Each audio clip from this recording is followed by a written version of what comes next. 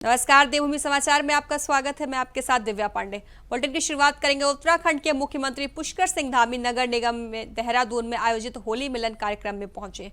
तो इस कार्यक्रम में उन्होंने सीएम धामी का भव्य स्वागत भी किया गया। तो आपको बता दें कि नगर निगम देहरादून में होली की धूम भी मची हुई है। तो वहीं इसी बीच राजधानी में आयोजित होली मिलन कार्यक्रम में सीएम पुष्कर सिंह धामी ने शिरकत की। तो वहीं इस दौरान उन्होंने क्या कुछ कहा, आइए आपको सुनवाते हैं। होली मिलन समारोह नगर निगम में आयोजित किया जा रहा है।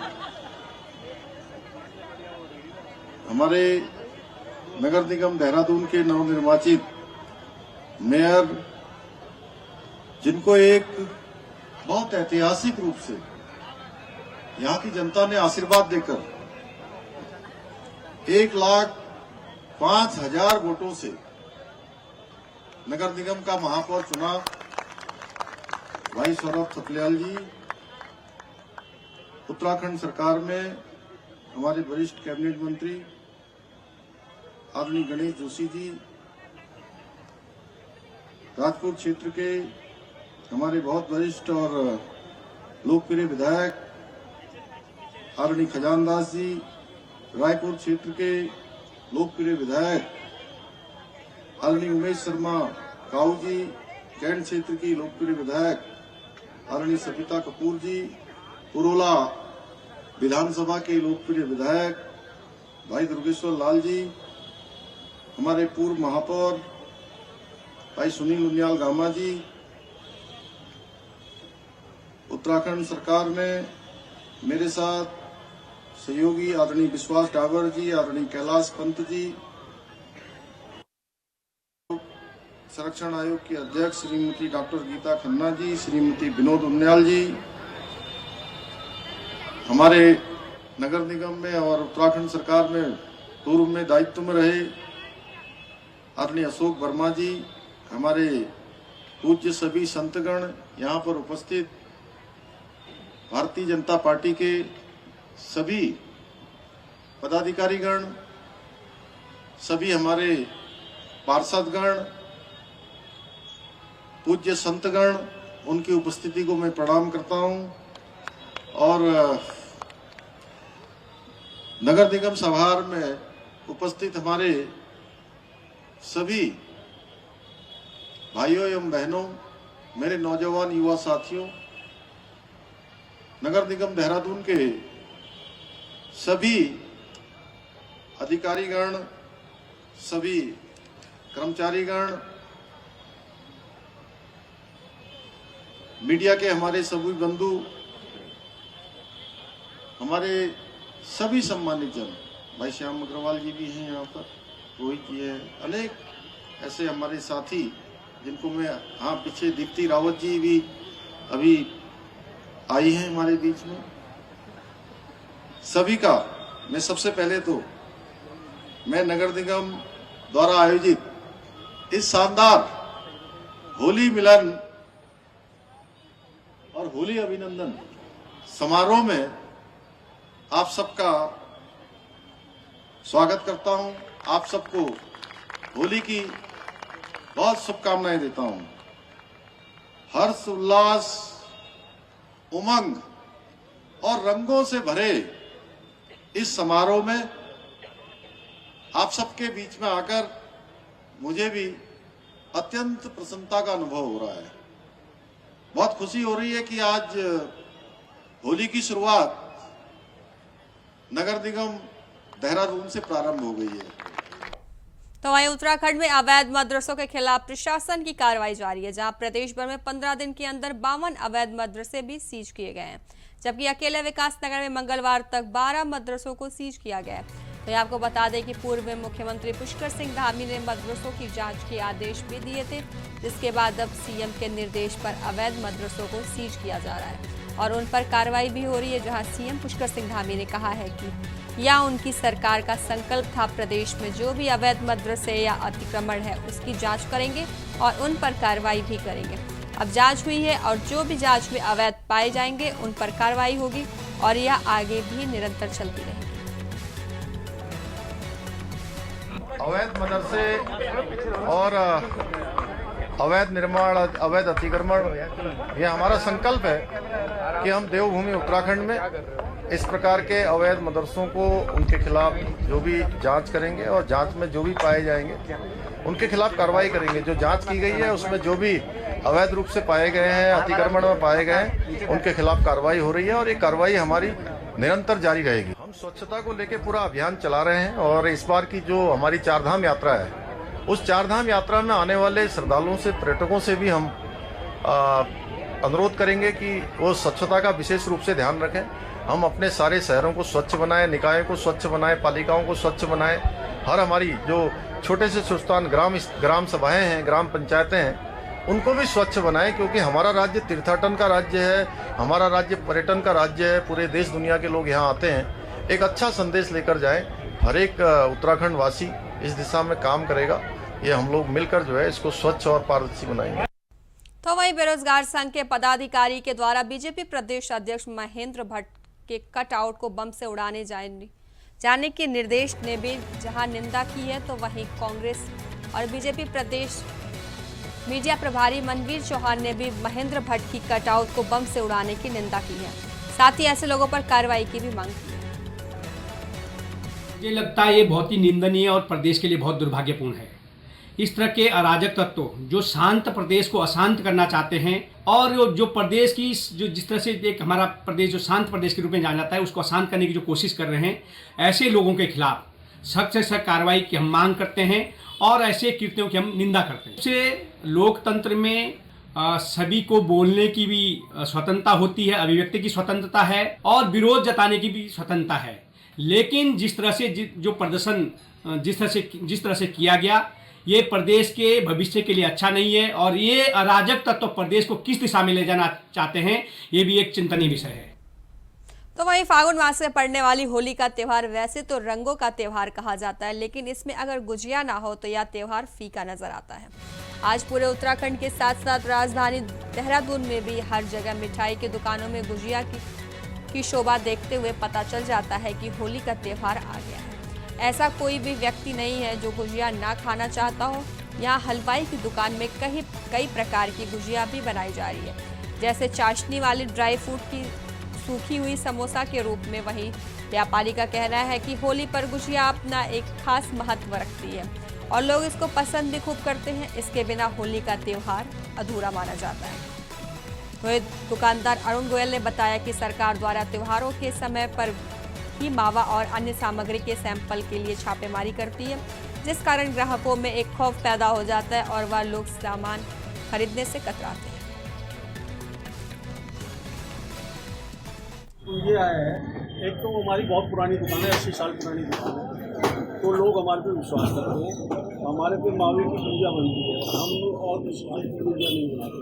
तो इसमें एक देसी घी, एक डालडा घी में गुजिया बनाते हैं और एक चंदकला बनाते हैं और एक छोटे समोसे और चाट की पकौड़ी, पानी के बताशे और चटनी मेरी विशेष रूप से पसंद की जाती है, जो लोग होली के त्यौहार को बहुत खरीदारी करके ले जाते हैं। तो और इस बार हमने एक नया कंसेप्ट निकाला है कि कांजी जो लोग घर में नहीं बना पाते तो वो कांजी की भी बनाई है। उसमें गाजर की भी है, चुकंदर की भी है और मटर का पालक भी है। ये तीनों तरह की ये पहली बार बनाया। तो वहीं पिथौरागढ़ में वित्तीय वर्ष 2024-25 को समाप्ति पर जिला योजना व्यय प्रगति की समीक्षा बैठक जिला अधिकारी विनोद गोस्वामी की अध्यक्षता में आयोजित की गई। वहीं बैठक में विभिन्न विभागों द्वारा योजनाओं की प्रगति की समीक्षा की गई और आगामी वित्तीय वर्ष के लिए आवश्यक रणनीतियों पर भी चर्चा की गई। जहां बैठक के दौरान जिला अधिकारी के अधिकारियों को सुशासन पोर्टल पर आगामी 10 अप्रैल तक वित्तीय वर्ष 2024-25 में उनके विभाग द्वारा किए गए कार्यों को पूर्ण विवरण इस पोर्टल पर फीड करने के निर्देश भी दिए गए। साथ ही उन्होंने कहा कि सुशासन पोर्टल न केवल राज्य का प्रथम बल्कि देश में इस प्रकार का एकमात्र पोर्टल है जिसमें जनपद के समस्त विभागों के मध्य जानकारियां साझा कर स्थापित हो सकता है। उन्होंने कहा कि इस पोर्टल को सीएम हेल्पलाइन पोर्टल और सुशासन पोर्टल पोर्टलों को मिलकर विकसित किया गया है, जहां सुशासन पोर्टल के माध्यम से अधिकारियों और विभागों के मध्य जानकारियां साझा होंगी, जिससे विभागों द्वारा कार्यों को मॉनिटरिंग भी किया जाएगा।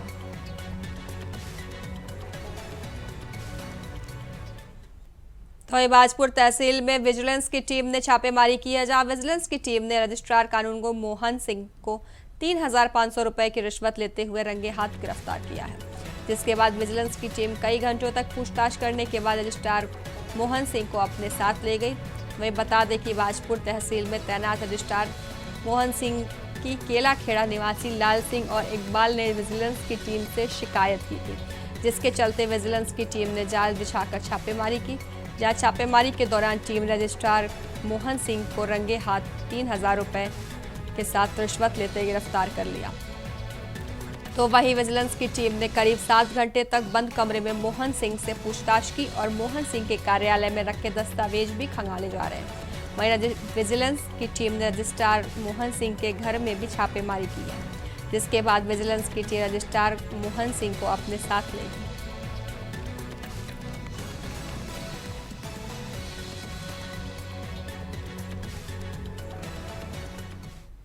तो ये विधानसभा सत्र से शुरू हुआ विवाद थमने का नाम नहीं ले रहा, जहां आए दिन लोगों में आक्रोश भी बढ़ रहा है। तो वही बीती रात बेरोजगार संघ के कार्यकर्ताओं के द्वारा बीजेपी के प्रदेश अध्यक्ष महेंद्र भट्ट का पुतला बनाकर उसे बम से उड़ाया गया और धमकी देते हुए कहा गया कि ये तो अभी सांकेतिक है, जिसको लेकर प्रदेश में एक बार फिर विवाद बढ़ गया है। जहां बीजेपी के प्रदेश मीडिया प्रभारी मनवीर चौहान का कहना है कि लोकतंत्र में सभी को विरोध करने का अधिकार है, लेकिन इस तरीके से प्रदेश को किस ओर ले जाया जा रहा है यह दुर्भाग्यपूर्ण है। तो वही कांग्रेस के प्रदेश अध्यक्ष करण माहरा ने भी इस विरोध की निंदा की है और कहा है कि विरोध करो, आंदोलन करो, लेकिन उत्तराखंड में हिंसा की कोई जगह नहीं है।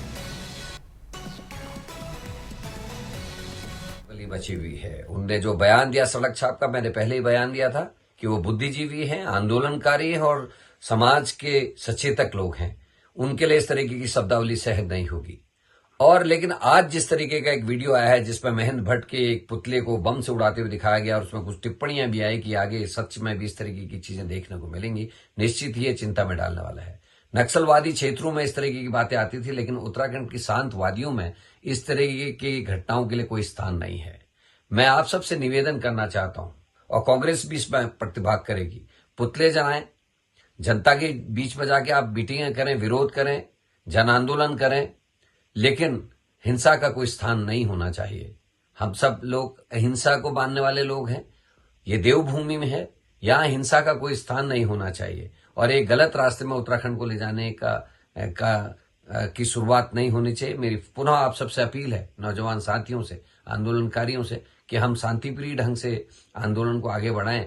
महेंद्र भट्ट जी का भी विरोध करें, हम प्रेमचंद अग्रवाल का विरोध करें, जो भी उत्तराखंड के संग गलत कर रहा है उसका विरोध करें, जो उत्तराखंड खंडियत को नुकसान पहुंचा रहा है उसका हम विरोध करें, लेकिन अहिंसा ही हमारा रास्ता होना चाहिए। हिंसा का रास्ता ठीक नहीं है। मुझे लगता है ये बहुत ही निंदनीय और प्रदेश के लिए बहुत दुर्भाग्यपूर्ण है।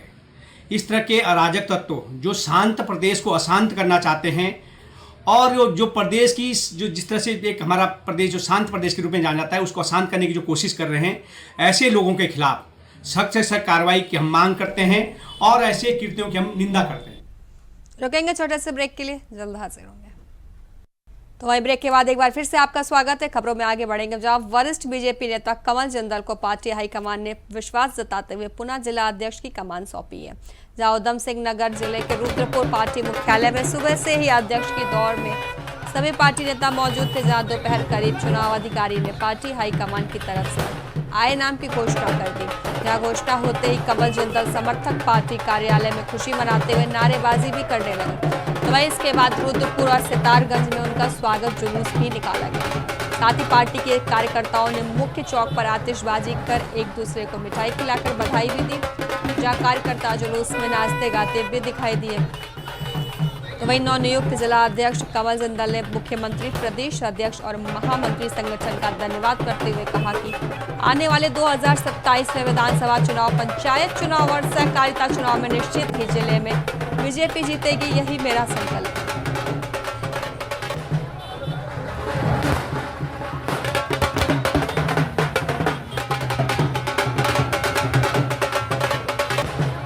ये सबसे पहले तो माननीय मुख्यमंत्री जी का, माननीय प्रदेश अध्यक्ष जी का, महामंत्री संगठन जी का मैं धन्यवाद देना चाहूँगा। उन्होंने मुझ पर विश्वास जताया और आने वाले चुनाव में 2027 का चुनाव, पंचायत चुनाव और सहकारिता चुनाव। भारतीय जनता पार्टी निश्चित रूप से उधम सिंह नगर जीतेगी, यही मेरा संकल्प है। पार्टी के हम कार्यकर्ता हैं। पार्टी तो मैं बूथ स्तर का अध्यक्ष रहा हूँ। बूथ अध्यक्ष के बाद सीधा जिला कभी फिर नगर अध्यक्ष बना, जिला अध्यक्ष बना, युवा मोर्चा का, फिर जिला अध्यक्ष रहे। तो पार्टी के हम कार्यकर्ता हैं, तो पार्टी के दायित्व मिलते रहते हैं। इसमें कोई पार्टी जिसको चाहे दायित्व दे सकती है, इसमें कहीं कोई विशेष बात नहीं है। तो वहीं उत्तराखंड में वेडिंग डेस्टिनेशन को लेकर एक तरफ प्रदेश सरकार अब सकारात्मक पहल में जुटी है, तो वहीं कांग्रेस ने इसे मुद्दे से ध्यान भटकाने का आरोप लगाया है। आपको बता दें, प्रधानमंत्री नरेंद्र मोदी ने देशवासियों को उत्तराखंड में डेस्टिनेशन वेडिंग को बढ़ावा देने का आह्वान किया है। तो वहीं प्रधानमंत्री के आह्वान के बाद अब प्रदेश सरकार इस दिशा में बड़ी पहल कर रही है। इसके बाद प्रदेश के पर्यटन और धर्मस्व संस्कृति मंत्री सतपाल महाराज ने कहा है कि सीएम ने इसको लेकर एक बैठक की है और तमाम निर्देश भी दिए गए हैं। वहीं गढ़वाल और कुमाऊं के तमाम ऐसे क्षेत्र हैं जहां पर लोग आते हैं और ऐसे में डेस्टिनेशन वेडिंग को बढ़ावा देने का काम भी किया जाएगा। तो वहीं विपक्षी पार्टी कांग्रेस के प्रदेश प्रवक्ता शीशपाल सिंह बिष्ट ने कहा है कि उत्तराखंड में बेरोजगारी और भ्रष्टाचार चरम पर है और कानून व्यवस्था की स्थिति भी खराब है। ऐसे में प्रदेश सरकार जनता का ध्यान बांटने के लिए इस तरह की बातों को आगे कर रही है।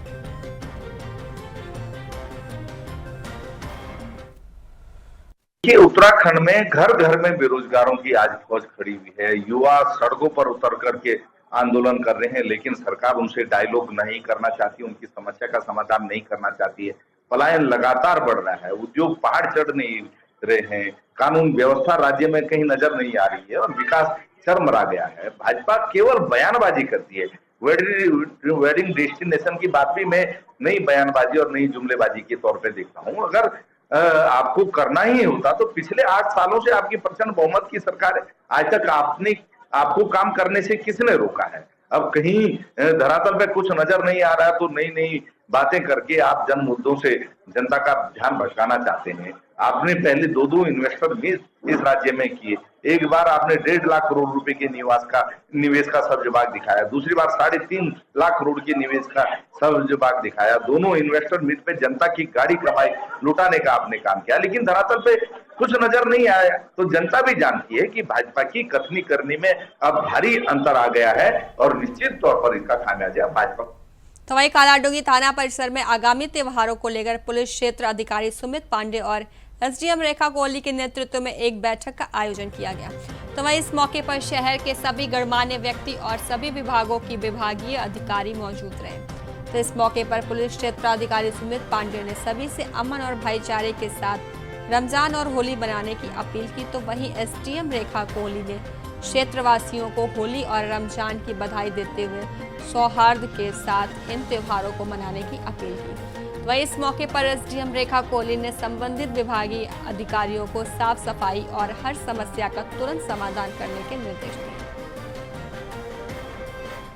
जुम्मे की नमाज और जो रमज़ान का महीना चल रहा है, इसके मद्देनज़र कालाडूंगी थाने में आज एक पीस कमेटी की मीटिंग रखी गई, जिसके अंदर एसडीएम मैडम, ईओ साहब, एसओ साहब और बहुत ही जो गणमान्य व्यक्ति हैं दोनों सभी समाजों के, समुदायों के, इस क्षेत्र के, उनको बुलाया गया और सभी के हमने फीडबैक्स लिए हैं इसमें कि जैसे कितनी जगहों पे होली का दहन होगा और क्या टाइमिंग रहेगी जुम्मे की नमाज की। जैसे कि बताया गया कि 2:30 बजे से नमाज पढ़ी जाएगी दोनों दिन, 14 को और 15 को, और होली का जो है 15 को मैक्सिमम जो है 15 को होली खेला जाएगा। और इलेक्ट्रिसिटी विभाग से जो आए थे जेई साहब, उनके द्वारा भी बताया गया कि हम तारों को भी चेक करेंगे कि कहाँ पे कहीं पे आग लगने की संभावना न बने। और जैसे कि होली के अंदर हुड़दंगी भी जगह जगहों पे हुड़दंग मचाते हैं, उसके मद्देनज़र भी हम जो है आज से ही अभियान भी चलाएंगे, जिसके अंदर जो है ऐसे बाइकर्स को जो कि विदाउट हेलमेट हो गए और नशे में भी प्रतीत हो रहे हैं या फिर ट्रिपल राइडिंग कर रहे हैं, उनके खिलाफ भी हम कार्रवाई करेंगे और चालानी कार्रवाई भी करेंगे और बाइक सीज भी करेंगे, ताकि होली का पर्व और जो हमारा रमज़ान का और जुम्मे की नमाज बहुत अच्छे से खेली जाए इस बार। आज थाना कालाडूंगी में हमारे जो पीस कमेटी की बैठक रखी गई थी, इसमें आगामी जो हमारा होली का पर्व है इसके रिगार्डिंग और जो हमारी रमज़ान चल रहे हैं उसके रिगार्डिंग एक बैठक रखी गई थी। इसमें हमारे सभी जनप्रतिनिधि, सभी संप्रदायों के लोग यहाँ पर शामिल थे और जो भी इनके सुझाव आए हम लोगों के द्वारा उसको टेकअप किया गया। और जो इनके सुझाव थे कि हम पानी की किसी ने समस्या ली और इसके अलग लाइट की समस्या थी, और जो एक हमारा मेन मुद्दा था कि 13 तारीख को जो हमारा होलिका का दहन होना है और उसके अलावा 14 को मनेगी, 15 को मनेगी। इसमें जो थोड़ा कन्फ्यूज़न था उसमें तो ये बात निकल के है कि 75% लोग जो हमारे हैं वो 15 को ही होली यहाँ पे मनाने जा रहे हैं। तो एक खबर हरिद्वार से है, जहां पूर्व विधायक कुंवर प्रणव सिंह चैंपियन को एक बार फिर से कोर्ट से झटका लगा है। आज भी चैंपियन को जमानत नहीं मिली है, जिस कारण से उनकी होली इस बार जेल में ही मनेगी। तो वही कोर्ट ने आज सुनवाई के दौरान उनकी न्यायिक हिरासत को 21 मार्च तक के लिए बढ़ा दिया गया है। वही जानकारी के मुताबिक प्रणव सिंह चैंपियन की आज सुनवाई होनी थी, उन्हें आज भी कोर्ट से जमानत नहीं मिली। तो वही कुंवर प्रणव सिंह 27 जनवरी को जेल भेजे गए थे, जहाँ हालांकि बाद में उन पर लगी जानलेवा हमले की धारा को हटाकर गैर इरादतन हत्या का प्रयास में तब्दील कर दिया गया, लेकिन इसके बाद भी उनको जमानत नहीं मिली।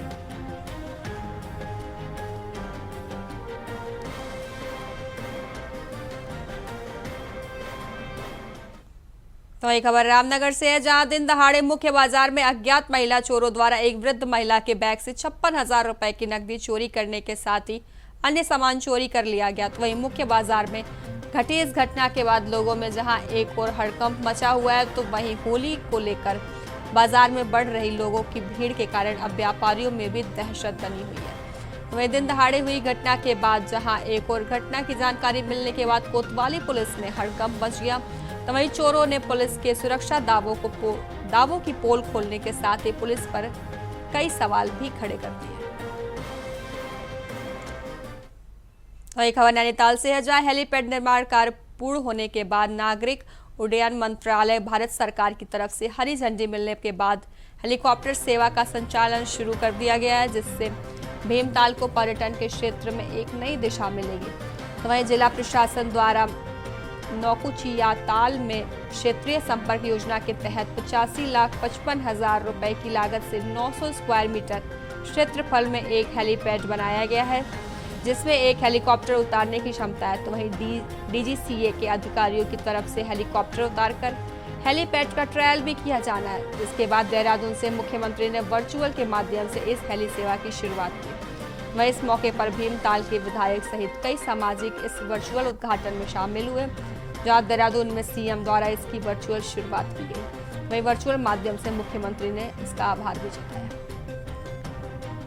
हम उड़ान योजना के अंतर्गत ये सेवाएं शुभारंभ करने जा रहे हैं और ये सभी सेवाएं हमारे राज्य के लिए अत्यंत महत्वपूर्ण हैं, क्योंकि इनसे जहां एक और राज्य में हमारे पर्यटन को, आर्थिक विकास को गति मिलेगी, वहीं बेहतर कनेक्टिविटी द्वारा स्थानीय जो लोग हैं उनके जीवन में भी एक बहुत बड़ा सकारात्मक बदलाव आएगा।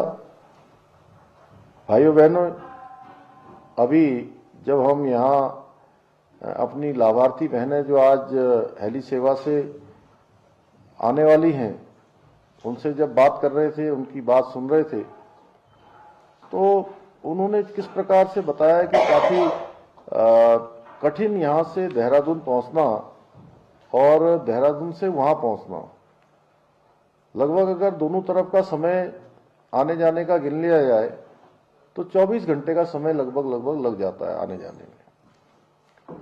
एक बड़ा समय और समय की भी बचत होगी और जो कठिनाई भरा रास्ता है उसके लिए भी कहीं ना कहीं आसान पहुंच हो जाएगी। और कभी किसी संकट काल में या किसी समय कोई इमरजेंसी होती है, उस समय में बहुत आसानी से हमको अन्य सेवाएं भी मिल पाएंगी।